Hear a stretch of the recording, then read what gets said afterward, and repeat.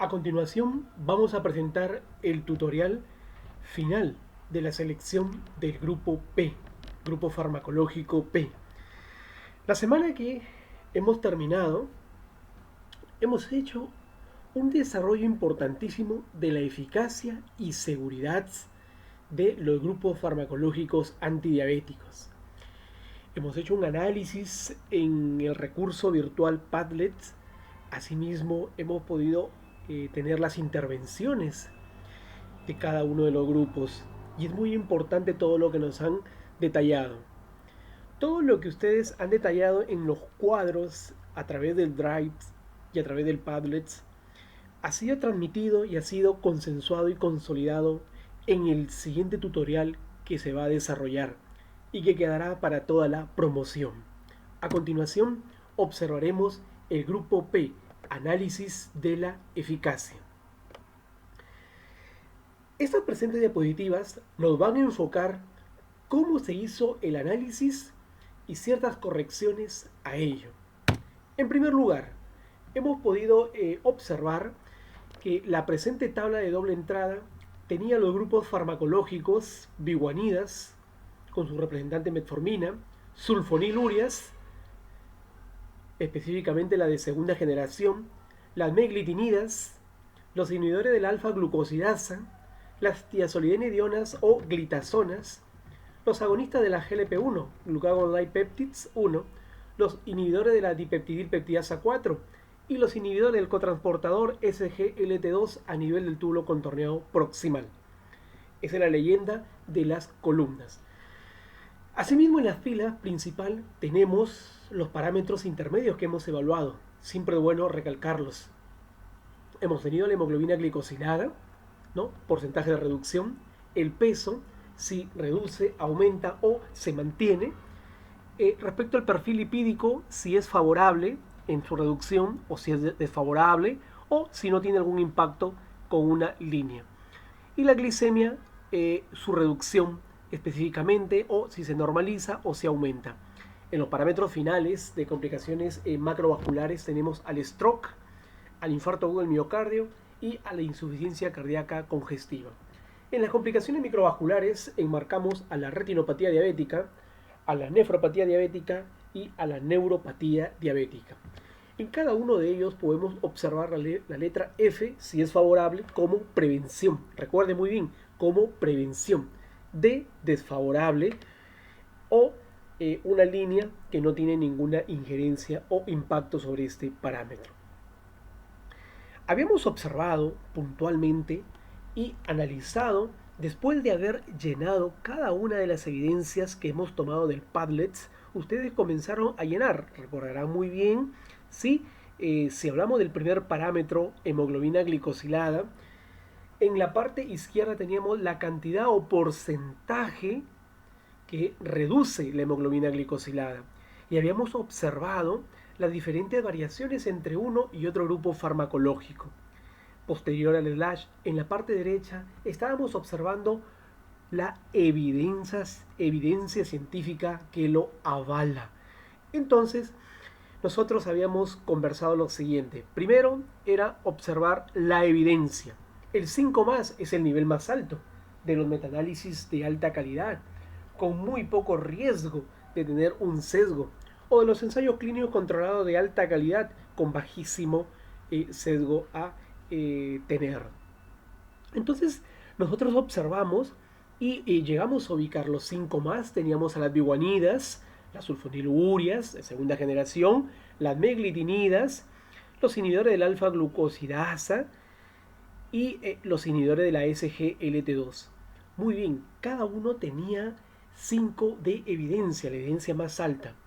Pasamos al segundo punto y observábamos que las biguanidas tenían una reducción de 1 al 2%, las sulfonilurias hasta el 1,5%, las meglitinidas hasta el 1,5%, las inhibidores del alfa-glucosidasa solamente era 0,7, no llegaba a la unidad, y los inhibidores de la SGLT2 igualmente.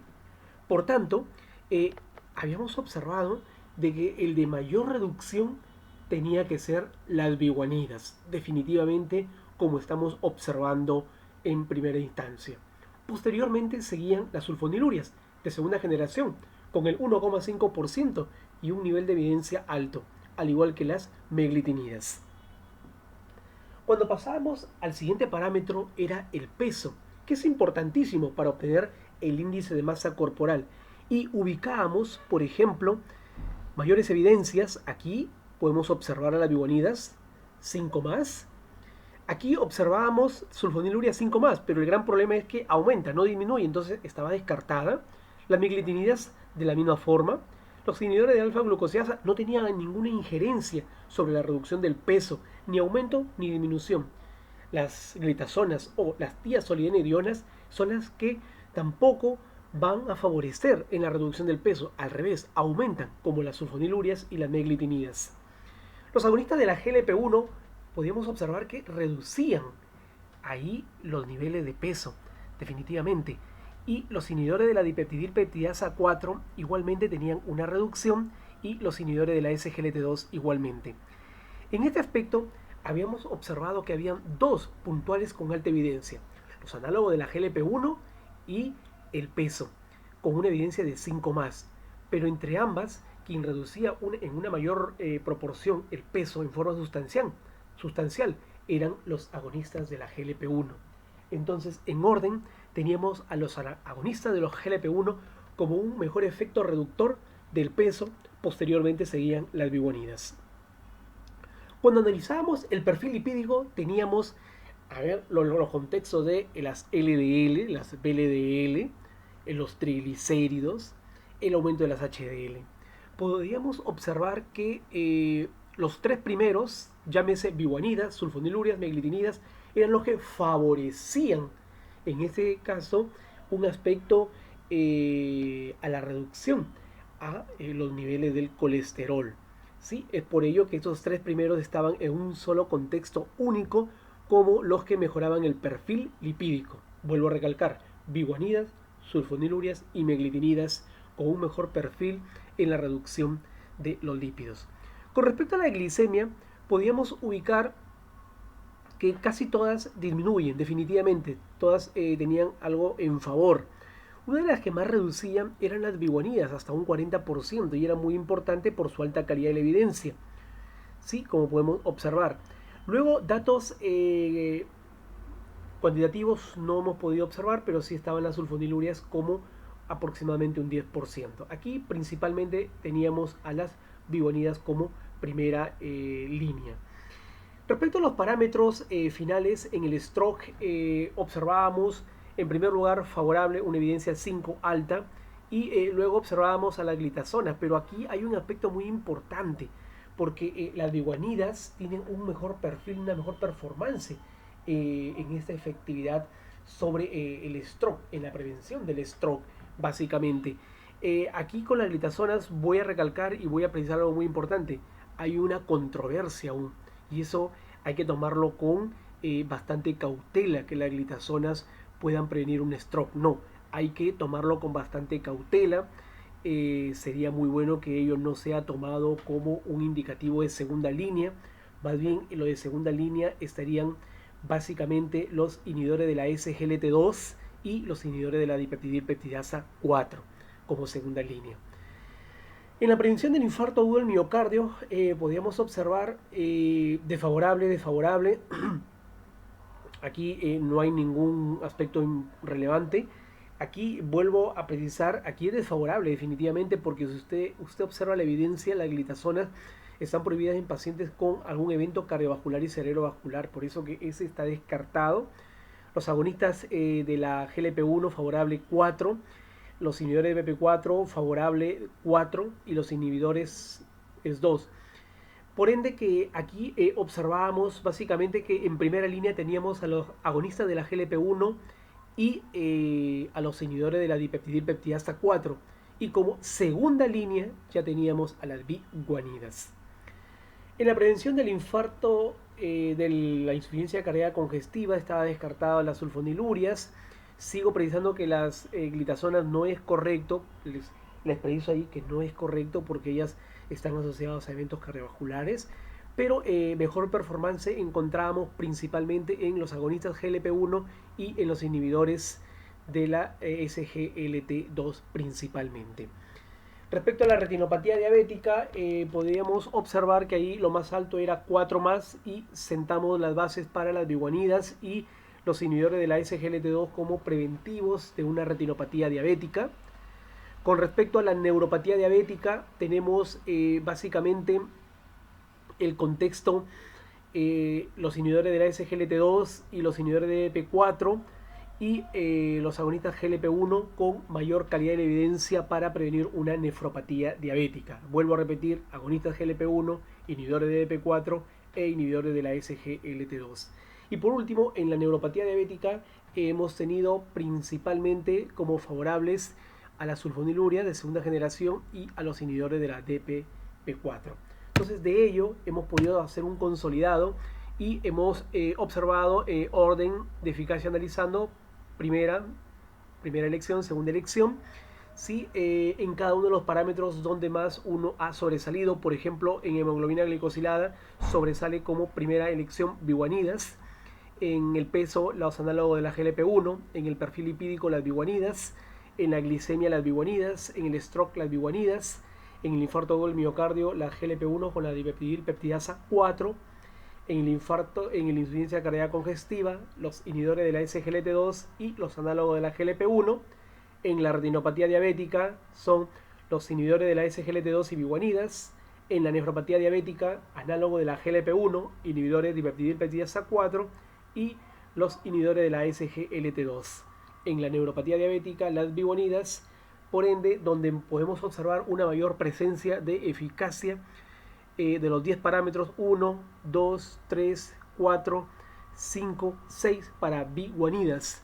El segundo, GLP-1, 1, 2, 3 y 4 parámetros donde está presente los análogos de la GLP-1. Por tanto, desde el punto de vista de la eficacia, analizando primera línea biguanidas, segunda línea análogo de la GLP-1. Por tanto, en el análisis final podemos observar que el orden sería, volvemos a precisar, el primero serían las biguanidas y el segundo la GLP-1 por tener mayor presencia en la eficacia tanto en parámetros intermedios como los finales. Visto ello, vamos ahora sí, el grupo P, su análisis de la seguridad. Para ello, hemos tomado la imagen y todo el contexto de todos los componentes brindados en el Google Drive, el cual ustedes también han tenido la oportunidad de editarlo. Y hice las correcciones, he hecho las revisiones a cada uno de los aportes brindados en este proceso. Y vamos a precisar aspectos fundamentales. En primer lugar, les voy a presentar qué es lo que se ha corregido, ¿sí? Y de esta forma para que tengan en cuenta todo este proceso. Vamos a observar. Observando podemos ver que el primero de ellos es las reacciones asociadas al sistema cardiovascular. Centrándonos en las biguanidas, en ello, todo podemos observar que las biguanidas me habían colocado que desarrollaban las reacciones a nivel de la hipertensión y que era seguro y protector cardiovascular.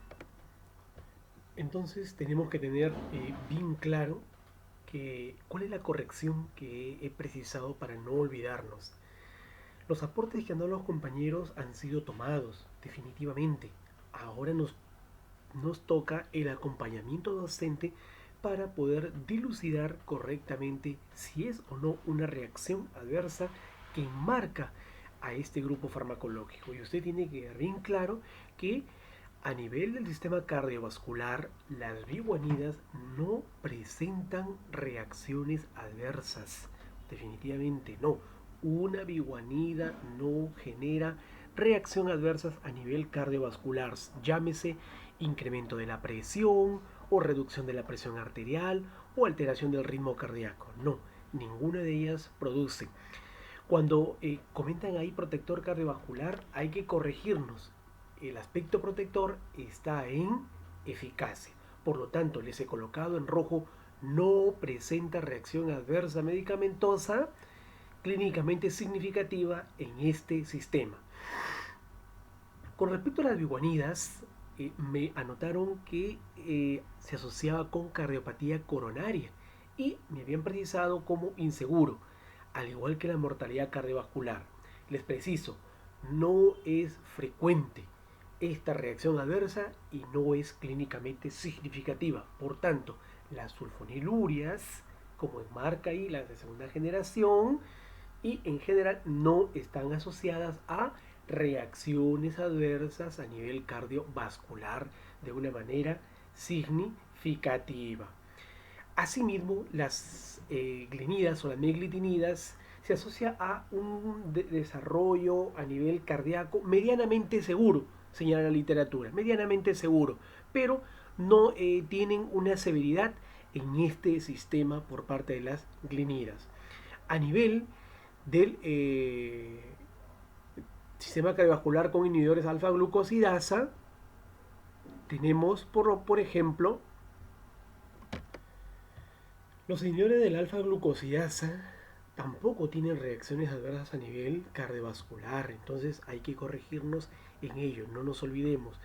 La glitazona sí tengo que detenerme y comentarles que ellas fueron retiradas en un inicio debido a su asociación con los problemas cardiovasculares como son el infarto del miocardio, los accidentes cerebrovasculares.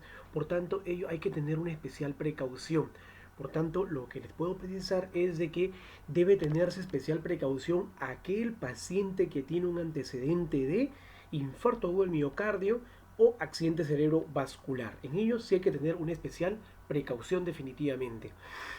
Los agonitas de la GLP-1, los inhibidores de la dipeptidilpeptidasa 4 y los inhibidores de la SGLT2, comentarles que no son RAMs frecuentes y no es clínicamente significativa. Por tanto, debemos tener, no hay que perder cuidado en este sentido porque no hay una asociación significativa respecto a estas reacciones adversas con los diferentes grupos farmacológicos en mención.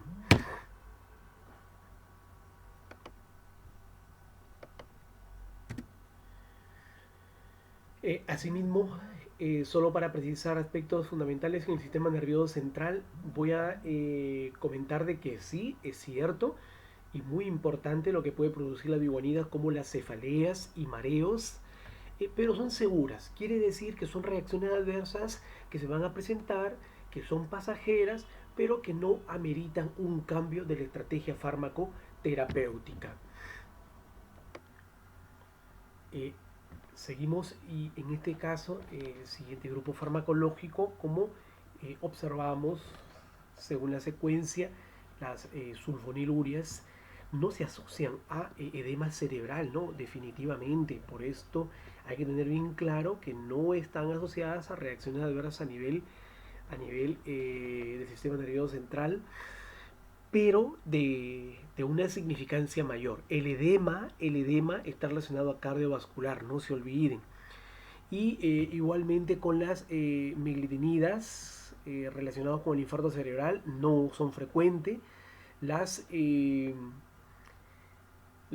tiaglitazonas igualmente no se asocian a demencia.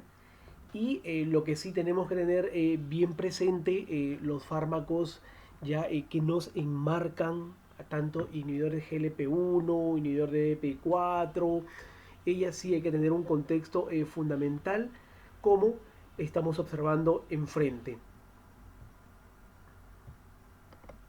¿no? Entonces, para tener bien claro en este contexto de que no hay una asociación, se puede decir con los inhibidores de la GLP-1, los inhibidores de EP4 y las inhibidores de la SGLT2. Si bien es cierto, sí es frecuente con las glitazonas las cefaleas. Ellos sí hay que precisarlo y está bien y lo he colocado con otro color.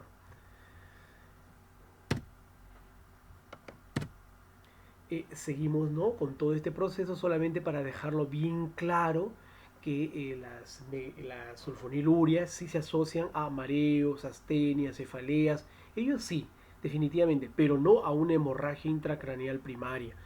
Dolor de cabeza para las meglitinidas también, ¿no? Ello hay que tenerlo bien claro. Con los inhibidores de la DPP4, las cefaleas y los mareos. A nivel del sistema respiratorio, igualmente hay que descartar todo tipo de reacción adversa que marque, por ejemplo, el nasofaringitis. No están asociadas las biguanidas a este proceso, al igual que las sulfonilurias con el EPOC tampoco hay una asociación.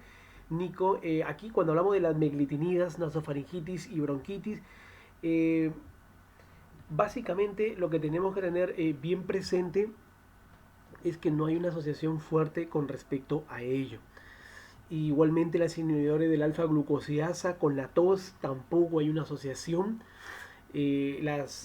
Los contextos enmarcados tanto a las glitazonas tampoco no se asocian a la nasofaringitis. Los análogos GLP-1 con infección al tracto respiratorio inferior tampoco, al igual que los inhibidores de P4 y los inhibidores de la SGLT2. Es muy importante la corrección que he hecho en rojo para que tengan en cuenta que no hay asociaciones en estos procesos. Sí, asimismo podemos observar en el sistema endocrinológico la hipoglicemia por biguanida. Les comento que no hay una asociación clínicamente significativa respecto a este RAMS. Respecto a las sulfonilurias y las meglitinidas, sí hay una asociación. Definitivamente ellas sí se encuentran asociadas hacia estos procesos. La hepatotoxicidad por los inhibidores alfa-glicosidasa, no hay una asociación robusta respecto a ello. Con las glitazonas tampoco lo hay.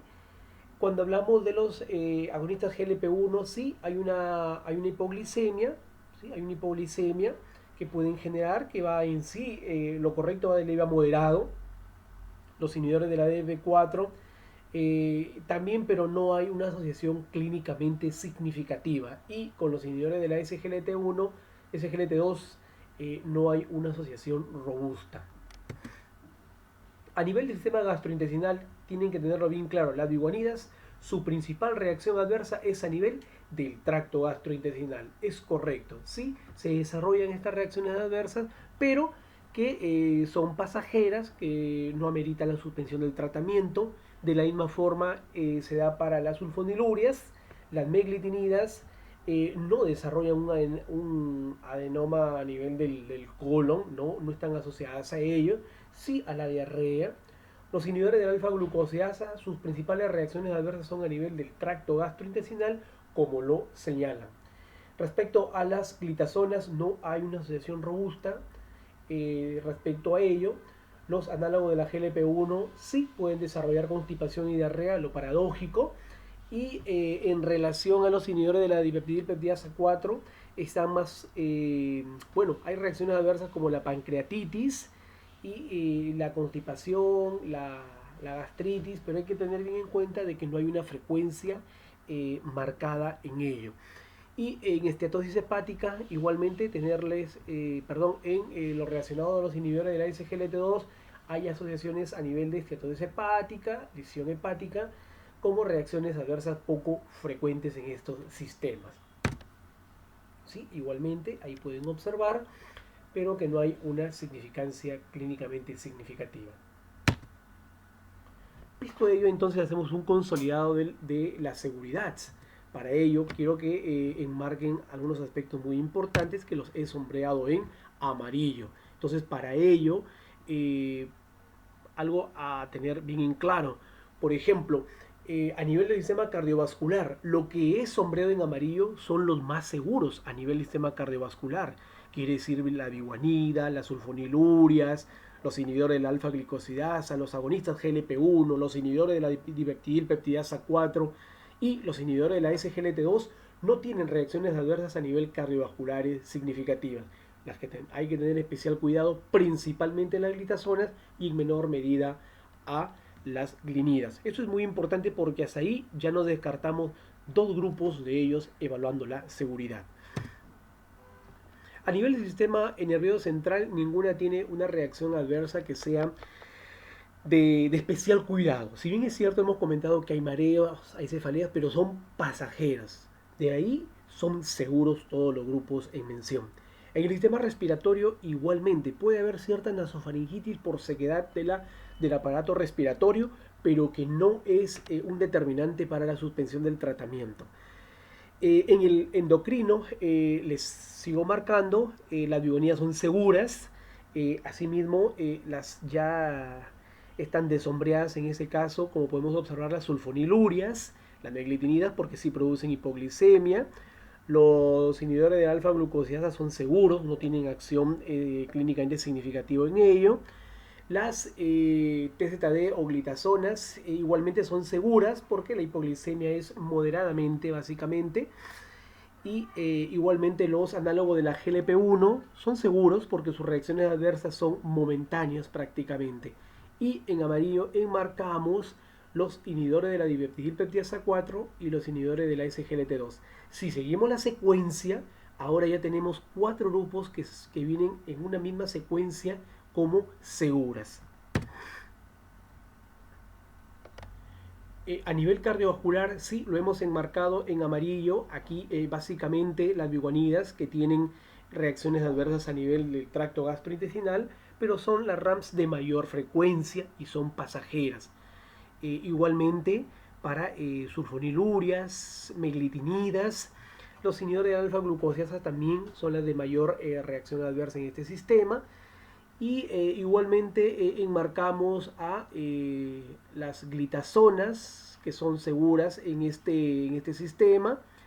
Los inhibidores del alfa de la GLP-1, igualmente seguras. Son momentáneas nada más las diarreas y las constipaciones. Y similar forma tenemos a los inhibidores de la dipeptidilpeptidasa 4 junto con los inhibidores de la SGLT2. En el génito urinario son seguros, principalmente son seguros, como podemos observar, son seguros. Biguanidas, sulfonilurias, meglitinidas, inhibidores de alfa-glicosidasa. Especial precaución sí con las glitazonas por la asociación al cáncer de vejiga. Luego los análogos de GLP-1, los inhibidores de la dimetilpeptidasa 4 son seguros. Hay ciertas reacciones adversas presentadas a nivel del aparato renal por parte de los inhibidores de la SGLT2. Hay que tener en cuenta de que son leves, pero quienes tienen algún problema en este sistema se pueden ver potenciados. A nivel musculoesquelético también tenemos que son seguros, a excepción de las glitazonas, que hay que tener especial precaución en pacientes con antecedentes. Lo que ustedes observan con amarillo sombreado son aquellos grupos farmacológicos que llegan casi hasta el final con pocas reacciones adversas a nivel sistémico. Y otros seguimos enmarcando las bigonías como seguros, ¿sí? Al igual que los inhibidores de la alfa-glicosidasa. ¿Sí? La de mayor frecuencia aquí, por ejemplo, con las glitazonas nos precisan el aumento de peso, los edemas, sí, son de moderada frecuencia, pero sí las presentan, son de moderada a mayor frecuencia y sí las presentan en este grupo farmacológico. Respecto a las fracturas, si bien es cierto, con los inhibidores de la SGLT2 hay cierta evidencia, pero hay que tener especial cuidado en aquellas personas que tienen la predisposición a la osteoporosis principalmente. Y respecto a las neoplasias, son de baja frecuencia. Visto ello, entonces hemos podido observar lo siguiente. En eficacia, primera elección biguanidas, segundo los análogos de la GLP-1 por eficacia, en seguridad son las biguanidas y en segunda son los inhibidores del alfa-glicosidasa. La elección grupo farmacológico de elección global general son las biguanidas y en segundo, entre eficacia y seguridad, manda la eficacia. Por lo tanto, de nuestro seminario que ha pasado la semana anterior, los grupos de elección serían biguanidas, primera elección, y segunda elección, los análogos de la GLP-1.